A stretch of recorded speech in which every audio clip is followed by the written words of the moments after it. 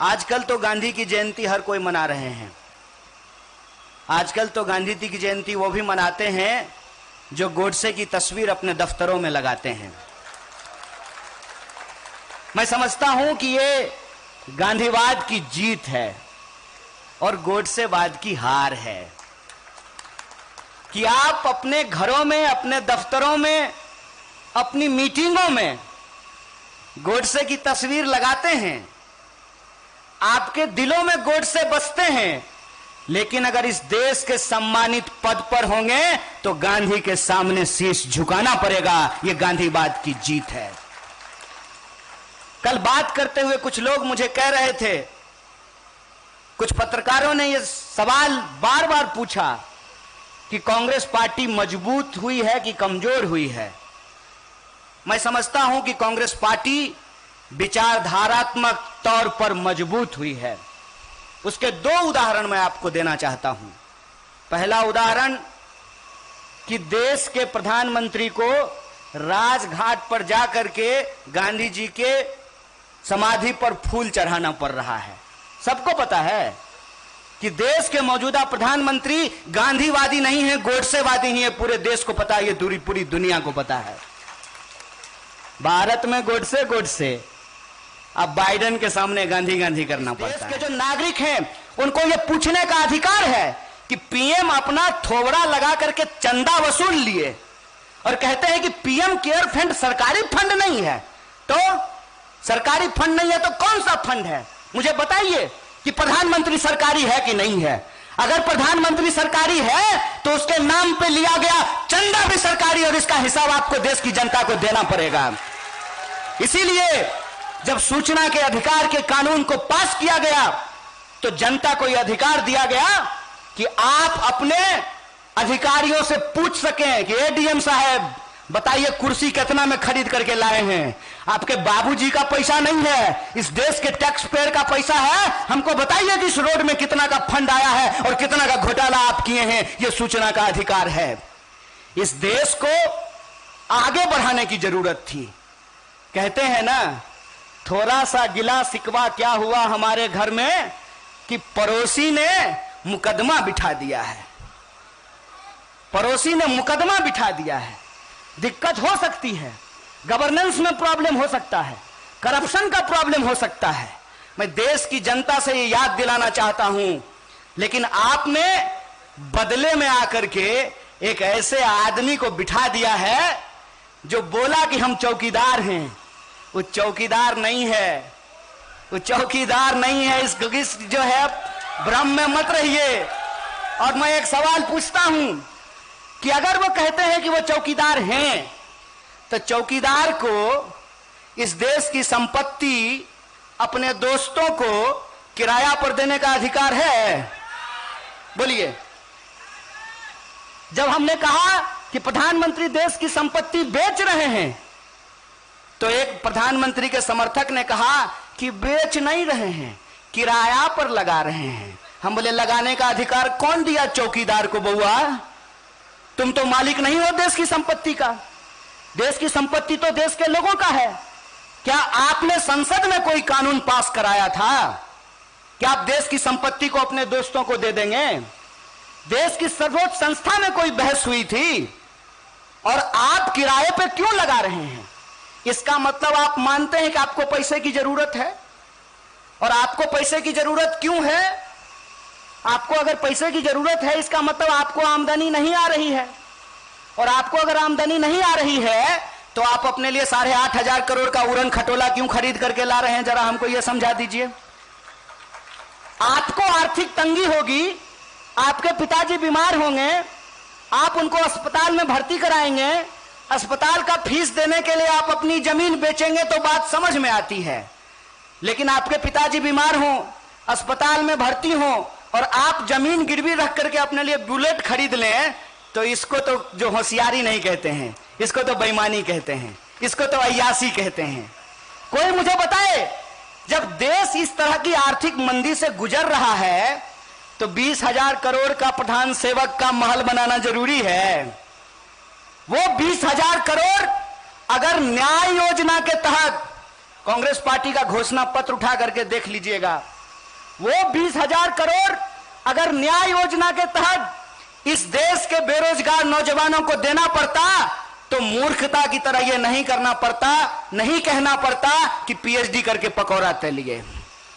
अगर वो 20,000 करोड़ इस देश के लोगों को मिलेगा तो उनकी खरीदने की क्षमता बढ़ेगी, और जबकि हमारी खरीदने की क्षमता बढ़ेगी तो हम बाजार से जूता खरीदने के लिए जाएंगे, और जब हम जूता खरीदने के लिए जाएंगे तो जूता बनाने वाली कंपनी का मांग बढ़ेगा, मांग बढ़ेगा तो रोजगार बढ़ेगा।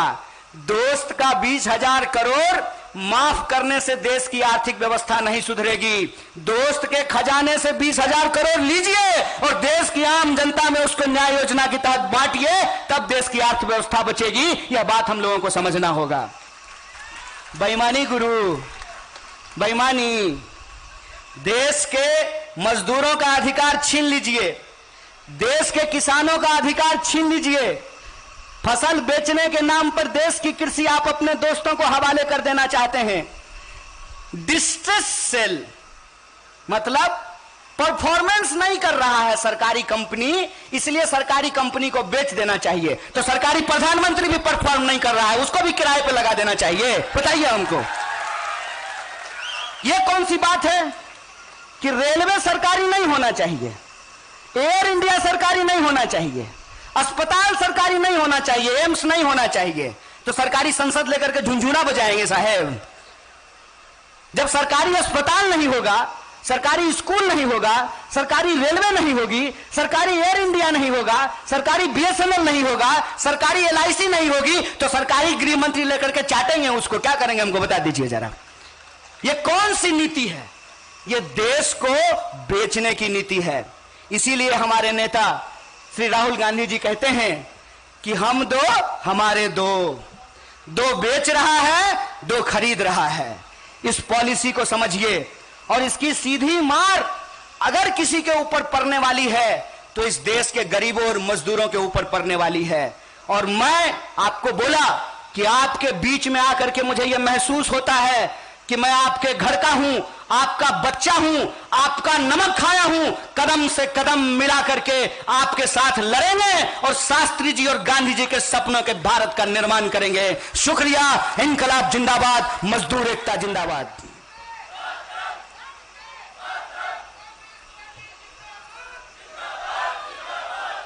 साथियों, मेरी आवाज जहां तक पहुंच रही है, आप तमाम आदरणीय बुजुर्गों का, माताओं बहनों का, किसान मजदूर भाइयों का, एआईसीसी दफ्तर में काम करने वाले आप तमाम कांग्रेस के कार्यकर्ताओं का, सुरक्षा में लगे हुए हमारे सुरक्षा बंधुओं का, कैंटीन में काम करने वाले मजदूर भाइयों का, इस परिसर को साफ सुथरा और स्वच्छ बनाकर रखने वाले हमारे जो सफाई कर्मी हैं, उन साथियों का, और मंच पे उपस्थित ऑल इंडिया और संगठित कामगार कांग्रेस के जो पदाधिकारीगण हैं, नेतागण हैं, उन तमाम नेताओं का, और देश के अलग अलग कोनों से आए हुए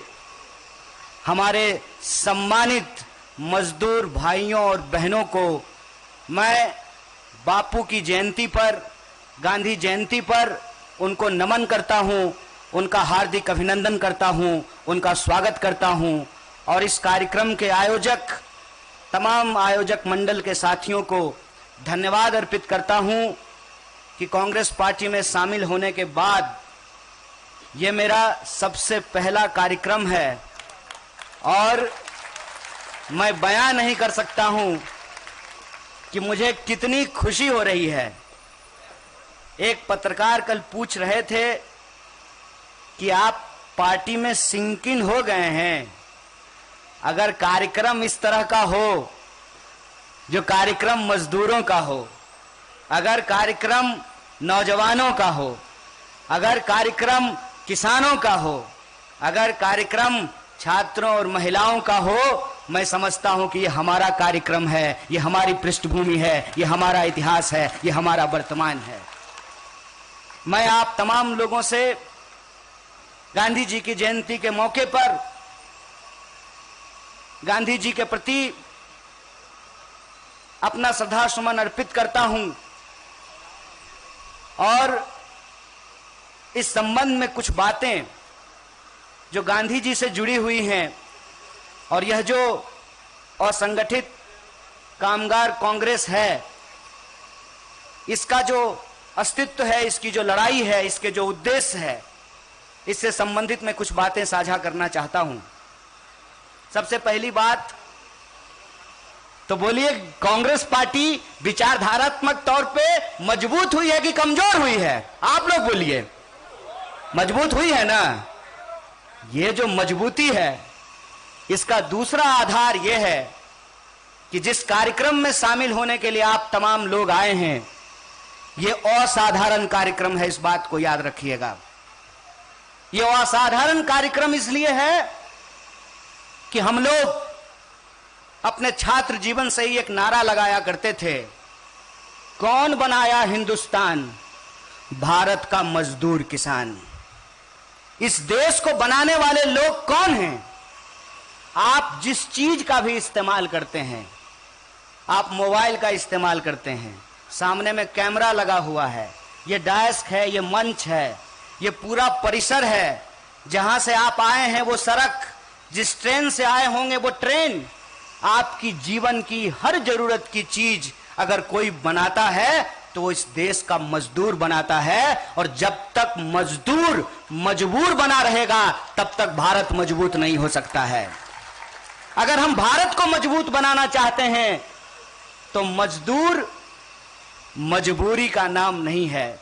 इसीलिए मैं कहता हूं, जब भी कोई ये मुहावरा आपके सामने कहे मजबूरी का नाम महात्मा गांधी, तो उसको तुरंत कहिए, रे भाई, मजबूरी का नाम गोडसे होगा, मजबूती का नाम महात्मा गांधी होता है। इस बात को याद रखना।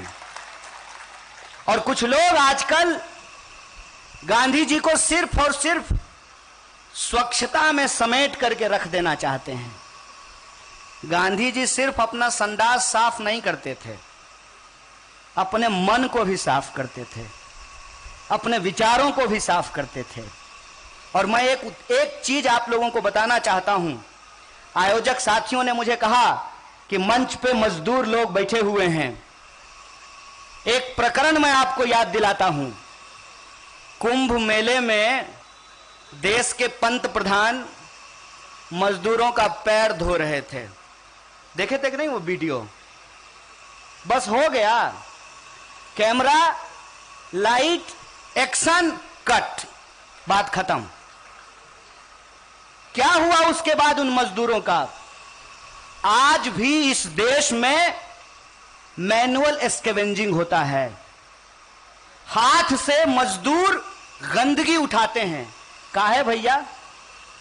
हम मंगल पे पहुंचने वाले हैं, चंद्रमा पे पहुंच गए हैं, यहां बैठ करके अमेरिका में अपने बच्चों से व्हाट्सएप पे hi hello hi darling how are you कर सकते हैं। तो क्या इस देश में विज्ञान ने इतना विकास नहीं किया है कि मैनुअल स्कैवेंजिंग को बंद कर दिया जाए? क्या तकनीक का इतना विकास नहीं हुआ है कि मैनुअल स्कैवेंजिंग को समाप्त किया जाए?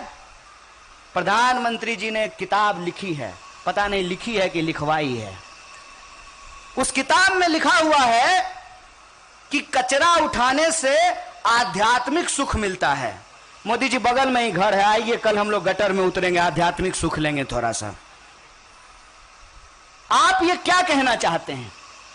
आप ये कहना चाहते हैं कि मजदूरों को सम्मान से अपना जिंदगी जीने का अधिकार नहीं है, इसीलिए आप उसको जबरदस्ती ग्लोरीफाई कर रहे हैं। मजदूर इस देश के बुनियाद हैं, किसान इस देश के बुनियाद हैं, लेकिन खाली नारा लगाने से काम नहीं होगा। आज पंडित लाल बहादुर शास्त्री की जयंती है। लाल बहादुर शास्त्री जी ने एक नारा दिया था, जय जवान जय किसान। 9 महीने से किसान दिल्ली की सीमाओं पे बैठे हुए हैं। एक तरफ देश के किसान लड़ रहे हैं और देश के बेईमान फोटो खिंचवा रहे हैं अमेरिका में जाकर के।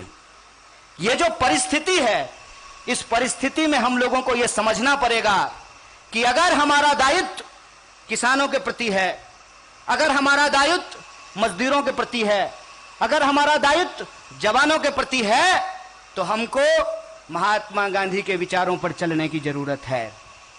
हमको लाल बहादुर शास्त्री जी के विचारों पर चलने की जरूरत है, क्योंकि ये हमारी समझ है कि अगर मजदूर नहीं बचे, किसान नहीं बचे, देश के जवानों को रोजगार नहीं मिला, तो सुंदर भारत का निर्माण असंभव हो जाएगा, न्यायपूर्ण भारत का निर्माण असंभव हो जाएगा। और हमारे देश के संविधान की प्रस्तावना में जो बात लिखी हुई है कि हम भारत के लोग भारत को समाजवादी और धर्मनिरपेक्ष लोकतांत्रिक गणराज्य बनाना चाहते हैं। ये जो लोकतांत्रिक गणराज्य होगा उसकी बुनियाद आप लोग होंगे। और मैं असंगठित कामगार कांग्रेस के जो तमाम कार्यकर्ता हैं उनके प्रति अपना आभार व्यक्त करता हूं कि आप उस सेक्टर से जुड़े हुए हैं जिस सेक्टर में सबसे ज्यादा बेईमानी चल रही है, जिस सेक्टर में सबसे ज्यादा मजदूरों का शोषण हो रहा है। और ये जो परिस्थिति है, इस परिस्थिति में हम तमाम लोगों को आपके न्याय, हक और अधिकार के लिए, हमारे न्याय, हक और अधिकार के लिए मिलकर के संघर्ष करना पड़ेगा। और आप ये समझ लीजिए कि कोरोना काल में जो मंजर हमको देखने को मिला, उसकी वजह क्या है? उसकी वजह यह है कि इस देश में मजदूरों को लेकर के कोई लेबर ऑडिट नहीं हो रहा है, कोई सर्वे नहीं होता है। बिहार की सरकार को यह पता नहीं है कि हर साल उनके राज्य से कितने मजदूर पलायन करके दूसरे राज्यों में काम करने के लिए जाते हैं। दिल्ली की सरकार को नहीं पता है कि अलग अलग राज्यों से कितने मजदूर उनके राज्यों में काम करने के लिए आए हैं। और संगठित क्षेत्र के जो मजदूर हैं, सबसे ज्यादा अत्याचार उनके ऊपर होता है।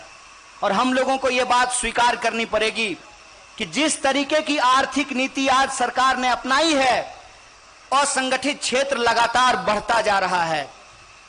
तकनीक के चलते जो फैक्ट्रियों में बदलाव आया है, आप सब जानते हैं कि एक शिफ्ट में अब 5000 मजदूर नहीं काम करते हैं।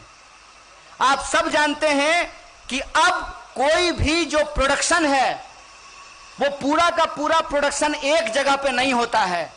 अगर हम जूते का उदाहरण लेंगे तो चमड़ा कहीं और से आ रहा है, धागा कहीं और से आ रहा है, रंग कहीं और से आ रहा है, असेंबल कहीं और होता है, पॉलिश कहीं और होता है, और ब्रांडिंग उसकी कहीं और पे की जाती है। इसीलिए लगातार असंगठित क्षेत्र के मजदूरों का विस्तार हो रहा है। लेकिन लेबर कानून नहीं होने के चलते, उनके पास यूनियन बनाने का अधिकार नहीं होने के चलते लगातार उनके साथ शोषण किया जाता है। चाहे आप पीएफ की बात कर लीजिए, आप ईएसआई की बात कर लीजिए, आप उसमें ओवर टाइम की बात कर लीजिए। सरकार ने कानून बनाया है कि 8 घंटे के बाद कोई मजदूर अगर 1 मिनट काम करेगा तो उसको 2 मिनट का पैसा देना पड़ेगा। यह ओवर टाइम का कानून है। सरकार ने मिनिमम वेज का कानून बनाया है, और आप सब जानते हैं कि मजदूरों को मिनिमम वेज नहीं मिलता है। कागज पे साइन करवा लेते हैं लेकिन मिनिमम वेज नहीं देते हैं। आप दिल्ली घूमिएगा, जितना मॉल है उसके सिक्योरिटी गार्ड से आप बात कीजिएगा और उसको पूछिएगा कि रे भाई कितना मिलता है, तो कहेगा 12,000। कितना पे साइन करते हो, तो 24,000 पे। पीएफ मिलता है? नहीं। ईएसआई मिलता है? नहीं। 4 छुट्टी मिलती है? नहीं। देश में जो राष्ट्रीय छुट्टियां हैं वो तुमको मिलती हैं? नहीं। ये हमारे आंख के सामने ये शोषण हो रहा है। मरता क्या ना करता। असंगठित क्षेत्र के मजदूर असंगठित हैं, इसीलिए उनका सबसे ज्यादा शोषण होता है। और आप ये समझ लीजिए, यह जो सरकार है जो पैर धोती है सफाई कर्मचारी का, वो सिर्फ फोटो खिंचवाने के लिए धोती है, और जब मौका मिलेगा तो इस देश की राष्ट्रीय संपत्तियों को बेचती है। और आप जानते हैं कि जब राष्ट्रीय संपत्तियां बिकेगी, जब रेलवे बिकेगी, जब एयर इंडिया बिकेगा, तो उसमें असंगठित क्षेत्र से मजदूर काम करने के लिए आएंगे। जेट एयरवेज बिक गया, रातों रात सैकड़ों मजदूरों और एम्प्लॉय को निकाल करके बाहर कर दिया गया। बताइए, कोई नोएडा में घर लिया होगा, कोई गुड़गांव में घर लिया होगा, वॉशिंग मशीन भी उनका ईएमआई पे था, कहां से ईएमआई भरेंगे? ये जो देश की संपत्ति की लूट है, इस लूट को हमको समझना पड़ेगा। लूटेंगे देश को। अब बड़का बड़का फोटो पेट्रोल पंप पे लगा करके हंसता हुआ नूरानी चेहरा दिखा रहे हैं, ये बेशर्मी है साहब, इस बेशर्मी को समझिए। और इसीलिए मैं कह रहा हूं, पूरी जिम्मेदारी के साथ कह रहा हूं कि आप तमाम लोग जो हैं, उनको अपने हक और अधिकार के लिए, और जो कानून सरकार ने बनाए हैं, अक्सर लोग हमसे पूछता है कि क्या किया कांग्रेस पार्टी ने 70 साल में। 70 साल में कांग्रेस पार्टी ने लेबर को लेकर के कानून बनाए, मिनिमम वेज के कानून को पास किया गया, 8 घंटे के कानून को लागू किया गया, और यह कहा गया कि संगठित क्षेत्र को हम बचाएंगे। इस देश के जो बेरोजगार हैं, जो ग्रामीण बेरोजगारी है, उसको दूर करने के लिए हम मनरेगा लेकर के आएंगे।